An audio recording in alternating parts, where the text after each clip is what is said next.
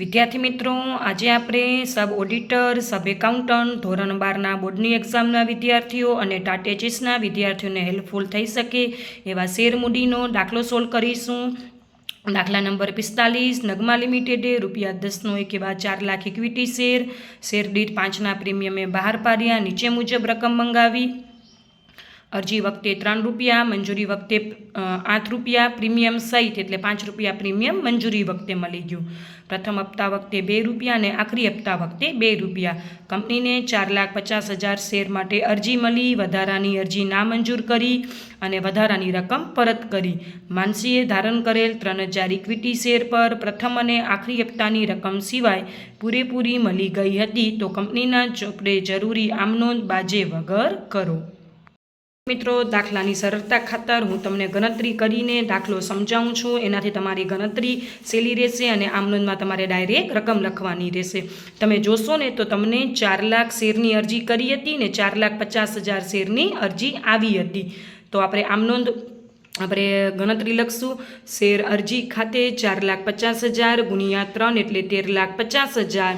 હવે આપણે 4 લાખની કરી હતી ને 4,50,000ની આવી એટલે 50,000 વધારાના હતા, તો આપણે લખશું પરત 50,000 ગુણ્યા 3 એટલે 1.5 લાખ.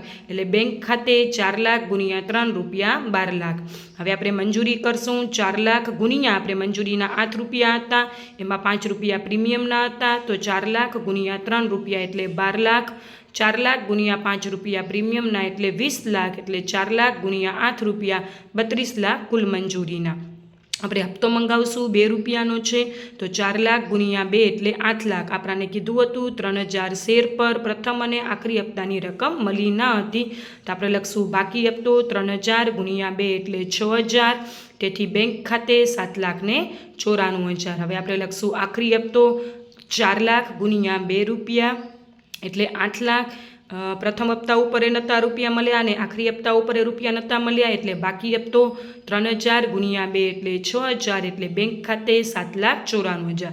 વિદ્યાર્થી મિત્રો, આપણાને શેર જપ્તીની આમનોંધ નથી કીધી, પણ મેં તમને સરળતા ખાતર લખી દીધું છે. જો જપ્તીની આમનોંધ કરવાની હોત ને તો મંગાવેલ રકમ હપ્તા પછી જપ્ત કરે છે એટલે ₹10, ભરેલ રકમ અરજી અને મંજૂરીના ₹6 બંનેના થઈને, અને ન ભરેલ રકમ બંને હપ્તાના ₹4. ખાસ નોટ ડાઉન કરી નાખજો વિદ્યાર્થી મિત્રો. નગમા લિમિટેડની આમનોંધ. વિદ્યાર્થી મિત્રો, આપણે આમનોંધ કરશું તો પહેલી આમનોંધ જેમ હું કહું છું ને એમ સ્ટેપ બાય સ્ટેપ જ આવશે.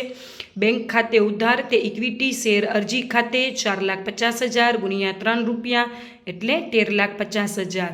હવે જેટલા જમા કર્યા અરજી ખાતે એટલા ઉધાર કરવાના, એટલે ઇક્વિટી શેર અરજી ખાતે ઉધાર 13,50,000.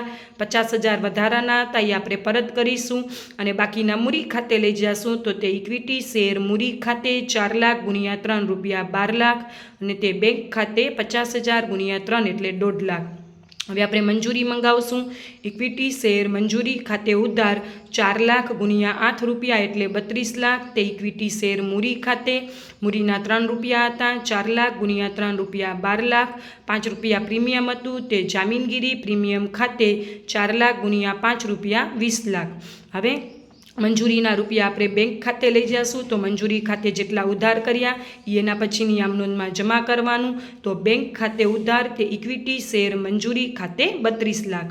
હવે આપણે પ્રથમ હપ્તો મંગાવીશું. ₹2 લેખે ઇક્વિટી શેર પ્રથમ હપ્તા ખાતે ઉધાર 4 લાખ ગુણ્યા ₹2 8 લાખ. તે ઇક્વિટી શેર મૂડી ખાતે 8 લાખ. આપણાને કીધું હતું કે 3,000 શેર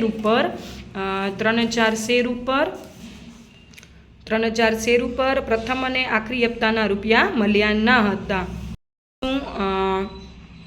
બેંક ખાતે ઉધાર મળવાના બાકી હપ્તા ખાતે ઉધાર તે ઇક્વિટી શેર પ્રથમ હપ્તા ખાતે.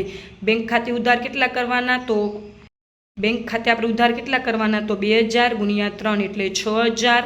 જેટલા ઉધાર કર્યા હતા પ્રથમ હપ્તા ખાતે એટલા જમા કરશું, એટલે ઉધાર કર્યા હતા 8 લાખ, તો આપણે જમા કરશું 8 લાખ. 8 લાખમાંથી 6,000 જશે, એટલે બેંક ખાતે 7,94,000. હવે આપણે આખરી હપ્તો મંગાવશું. ઇક્વિટી શેર આખરી હપ્તા ખાતે ઉધાર 4 લાખ ગુણ્યા ₹2 એટલે 8 લાખ. તે ઇક્વિટી શેર મૂડી ખાતે 4 લાખ ગુણ્યા 2 રૂપિયા એટલે 8 લાખ. હવે બેંક ખાતે ઉધાર, મળવાના બાકી હપ્તા ખાતે ઉધાર, તે ઇક્વિટી શેર આખરી હપ્તા ખાતે. પ્રથમ હપ્તાના ભર્યા ન હતા અને આખરી હપ્તાના ન ભર્યા હતા એટલે 2000 ગુણ્યા 3 રૂપિયા 6000 મળવાના બાકી હપ્તા ખાતે. યાદ રાખજો, મળવાના બાકી હપ્તાની આમ નોંધ હંમેશા બેંકવારીમાં કરવાની અને જામીનગીરી પ્રીમિયમની આમ નોંધ હંમેશા શેર મૂડીવારીમાં કરવાની. આખરી હપ્તા ખાતે આપણે ઉધાર 8 લાખ કર્યા હતા. હવે જમા કરીશું 8 લાખ.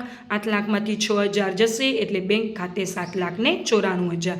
વિદ્યાર્થી મિત્રો, તમને શેર જપ્તીની આમ નોંધ નથી કીધી, પણ મેં તમને આવડી જાય ને એના માટે લખી છે કે જો જપ્તી કરવાની હોત તો ઇક્વિટી શેર મૂડી ખાતે ઉધાર બહાર પાડીને ત્યારે મૂડી ખાતે જમા કરવાનું ને જપ્ત કરીને ત્યારે ઉધાર કરવાનું. 3000 ગુણ્યા 10 રૂપિયા એટલે 30,000. તે શેર જપ્તી ખાતે, તે ઇક્વિટી શેર પ્રથમ હપ્તા ખાતે, તે ઇક્વિટી શેર આખરી હપ્તા ખાતે. પ્રથમ હપ્તા ખાતે 6000 હતા, આખરી હપ્તા ખાતે 6000 હતા, એ ગોતવા નહીં જવાનું, ત્યાં લખી નાખવાનું. હવે 6 ને 6 12,000, 30,000માંથી 12,000 જાય તો બાકીના બચ્યા 18,000. એમ ના શીખવું હોય મેં તમને આગળ ગણતરીમાં શીખવાડ્યું હતું, ભરેલ રકમ 6 રૂપિયા હતું તો 3000 ગુણ્યા 6 રૂપિયા એટલે 18,000. વિદ્યાર્થી મિત્રો, આ દાખલો ગમ્યો હોય તો ચેનલને લાઇક કરી દેજો, સબસ્ક્રાઈબ કરી દેજો, શેર કરી દેજો અને કાંઈ પણ નવું શીખવું હોય તો જરૂરથી કમેન્ટ બોક્સમાં જણાવજો. Thank you for watching.